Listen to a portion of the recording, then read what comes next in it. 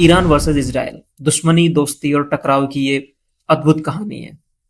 Iran और Israel दुनिया के दो ऐसे देश जो कभी दोस्त थे और अब जाने दुश्मन हैं, कभी खुफिया सहयोगी और आज खुले युद्ध के कगार पर। इजराइल द्वारा ईरान पर जून 2025 में किए गए ऑपरेशन राइजिंग लॉयन हमले का मुख्य कारण एक तात्कालिक बहाना नहीं, बल्कि कई वर्षों से चला आ रहा रणनीतिक सुरक्षा और अस्तित्व का संघर्ष है। इसके कुछ मुख्य कारण हैं: ईरान की परमाणु क्षमता को नष्ट करना, इजराइल की pre emptive strike doctrine. Israel की नीति रही है कि वह किसी खतरे का इंतजार नहीं करेगा, बल्कि पहले ही उसे नष्ट कर देगा। यह हमला रोकथाम और ईरान को चेतावनी देने के लिए किया गया कि अगर वो परमाणु बम के करीब गया तो उसके गंभीर परिणाम होंगे।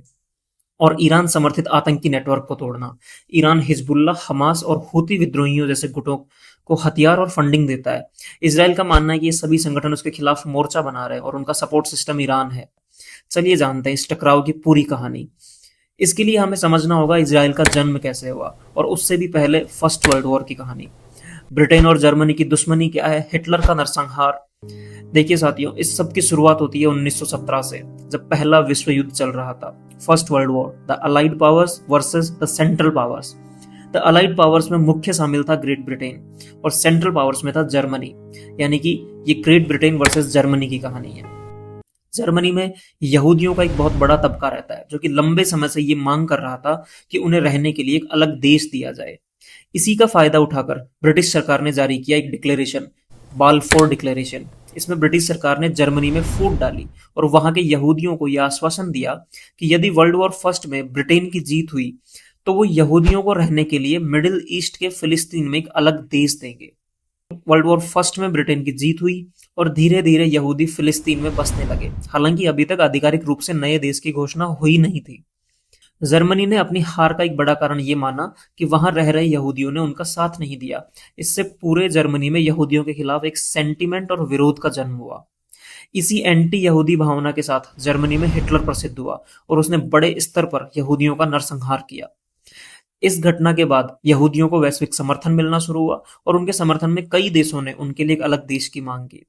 और इसी के साथ 1948 में यहूदियों का नया देश, फिलिस्तीन का एक हिस्सा, इजराइल बना। लेकिन यहीं से शुरू होती है एक अलग कहानी। अरब देशों को ये लगा कि ये उनकी जमीन छीनकर एक नया देश बनाया गया। इसी से शुरू हुआ इजराइल और अरबों के बीच लगातार टकराव। साथियों, 1947-48 में ब्रिटेन इस मामले को लेकर यूएन गया और वहां पर इजराइल को नया देश बनाने के लिए वोटिंग हुई।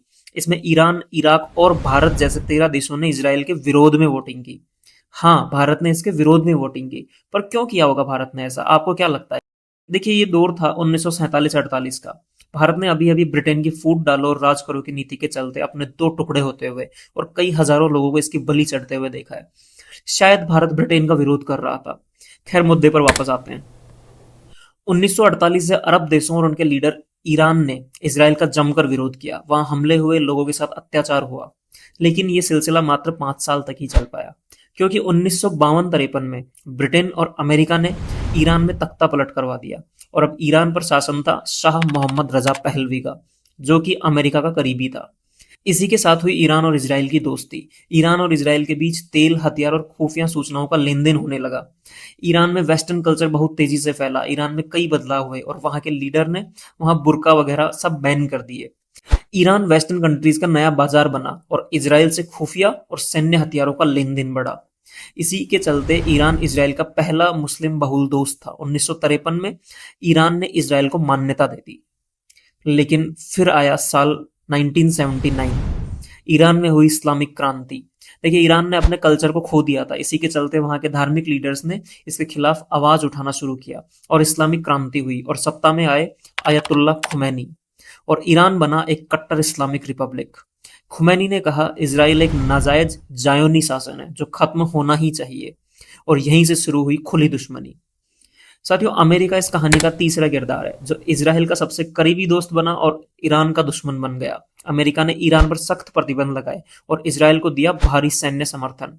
जवाब में ईरान ने भी अपना प्रभाव बढ़ाया, इराक, सीरिया, लेबनान और गाजा तक, और पैदा हुए कई प्रॉक्सी समूह, हिजबुल्ला और हमास जैसे, जिन्हें ईरान हथियार और पैसा देता है ताकि वे इजराइल पर हमला कर सके।